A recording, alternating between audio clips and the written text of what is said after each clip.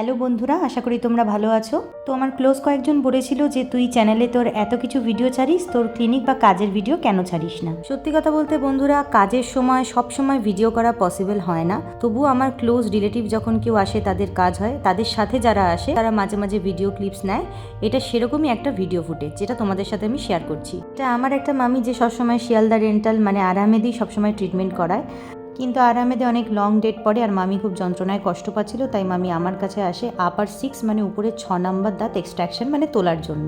এক্ষেত্রে একটা ছোট ইনফরমেশন দিয়ে রাখি যে খুব যন্ত্রণা বা ইনফেকশন থাকলে প্রথম ক্ষেত্রেই দাঁত তোলা হয় না, আগে অ্যান্টিবায়োটিকের কোর্স করিয়ে ইনফেকশনটাকে কন্ট্রোল করে তারপর দাঁত তোলার ডেট দেওয়া হয়। তো আমার কাছে কেউ দাঁত তুলতে আসলে আমি প্রথমে অ্যানাস্থেশিয়া দিয়ে কিছুক্ষণ বসিয়ে রাখি, আর সেই সময় এক্সরেটাকে আমি ভালোভাবে স্টাডি করি।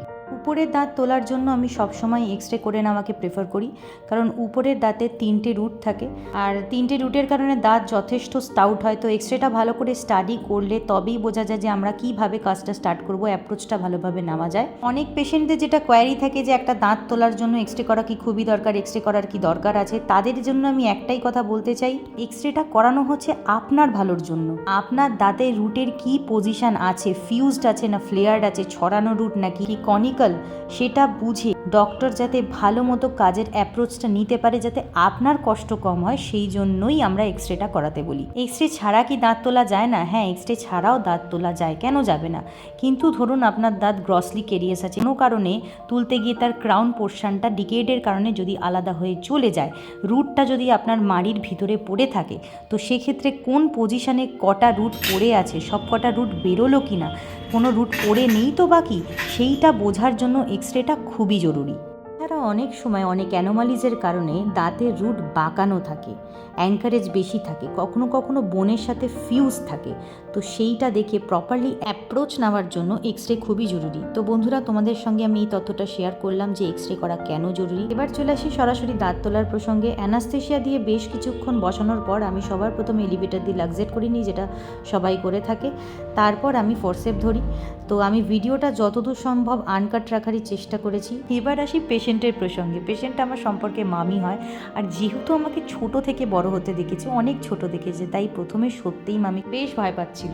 এটা হয় না, ছোটবেলা থেকে দেখলে এখনো ছোটই ভাবে, আসলে আমরা তো আত্মীয় স্বজনদের কাছে এখনো ছোট, সেই ছোট বাচ্চাটাই আছি।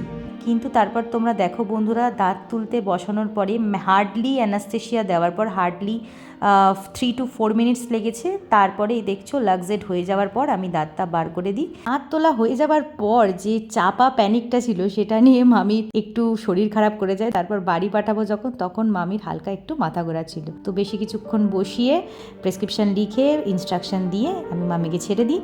ক্ষেত্রে আরও একটা ইনফরমেশন দিয়ে রাখি তোমাদেরকে, একটি দাঁত তুলতে 3 মিনিটস বা 2 মিনিটস লেগেছে মানে আপনার বাকি দাঁতগুলো তুলতেও 2 মিনিটস লাগবে, এরকম কোনো মানে হয় না। বা আপনি কোনো এককালে কোনো এক ডক্টরের কাছ থেকে হয়তো 2 মিনিটসে দাঁত তুলে এসেছিলেন, তার মানে আপনার এখন যে দাঁতের সমস্যা আছে সেই দাঁতটাও আপনার 2 মিনিটসেই উঠে যাবে, এরকম কোনো মানে হয় না, কারণ আপনার এক একটা দাঁতের মরফোলজি এক এক রকম।